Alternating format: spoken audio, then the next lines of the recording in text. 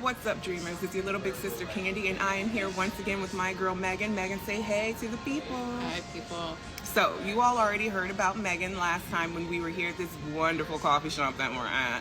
And today, I'm going to kind of pick Megan's brain again. And today, I'm going to ask her, oh my God, I forgot the topic again. What is the world but spirit?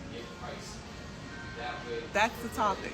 What is the world but spirit? What does that mean to you? As a question? Yeah. Question. It could be anything. Okay, I could go into that a couple different ways.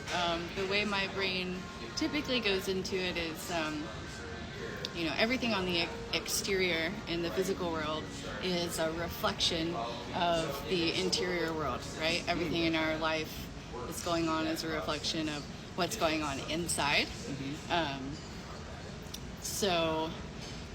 My scientific brain says that we have this amazing thing called mirror neurons, right? Which kind of like puts that into perspective for us. So when you watch a scary movie or a sad movie, you're afraid or you're tense or you cry, or they're able to, the movie makers are able to create an ambiance of emotion, right? To bring that about you. So that's not something that's actually happening to you, but you are still, in fact, having that experience. Absolutely. Your brain is perceiving it that way. So I'm not saying that in regard to manifesting, but I'm saying that that should be proof enough to you, at least, something you can relate to, that what we observe, we retain, and what we retain, we reflect back out, right? So mirror neurons. So I believe that everything on the outside is actually just the vibrational, we call it result of actually what's happening in dark matter.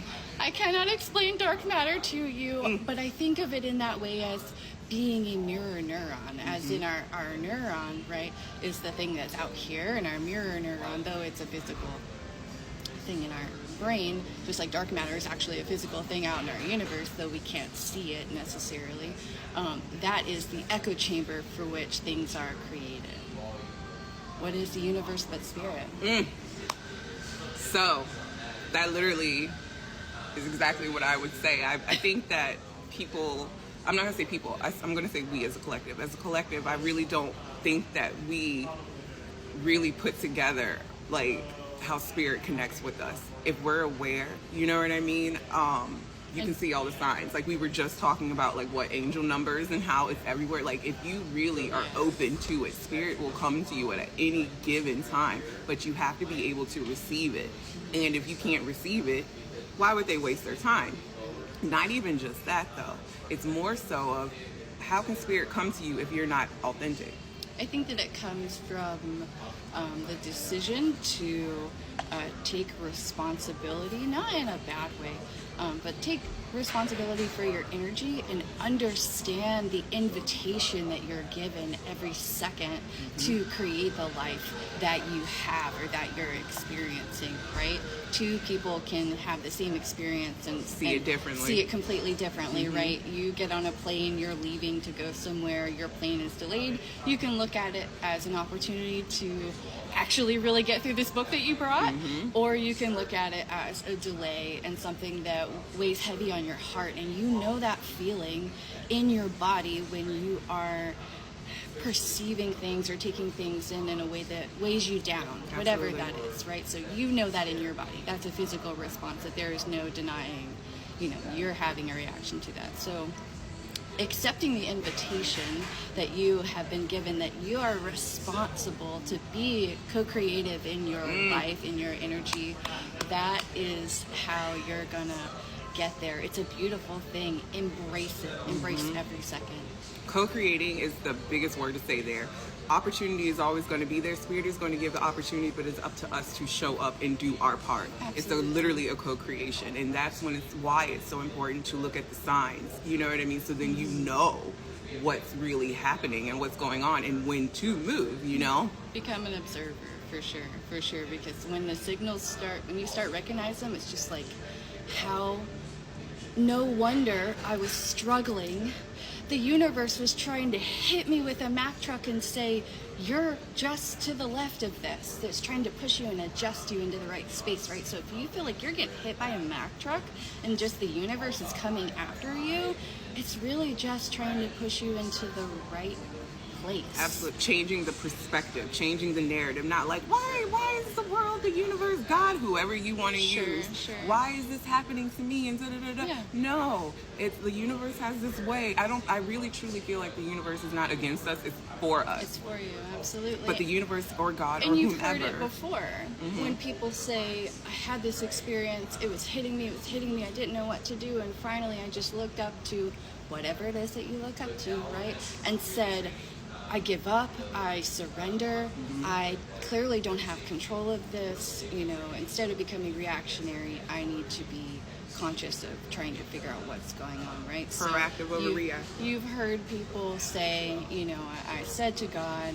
I surrender, whatever this is, it's on you, relaxing yourself from the worry in your mind about whatever it is. And then things just start to click into place, don't you? You've heard that story from people It's you know true. 100 times.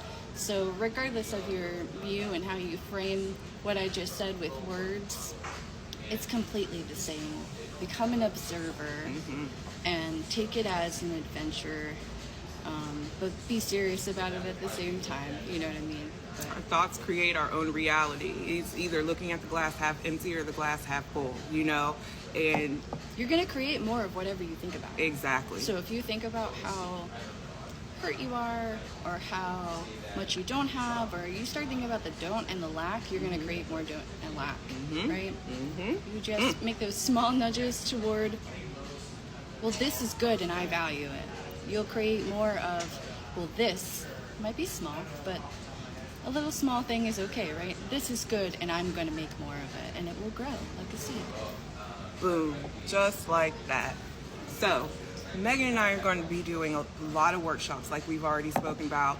Whole team is about to be on this, and it's going to be great just to kind of help guide people. It's understanding that, one, you're not alone. No one is ever alone. Sometimes you may feel like that, you know what I mean? But you're never, never, never alone. And there are tools that you can be equipped with to help change your mindset. And that is what we're here for. Yes. So, Megan, any last words?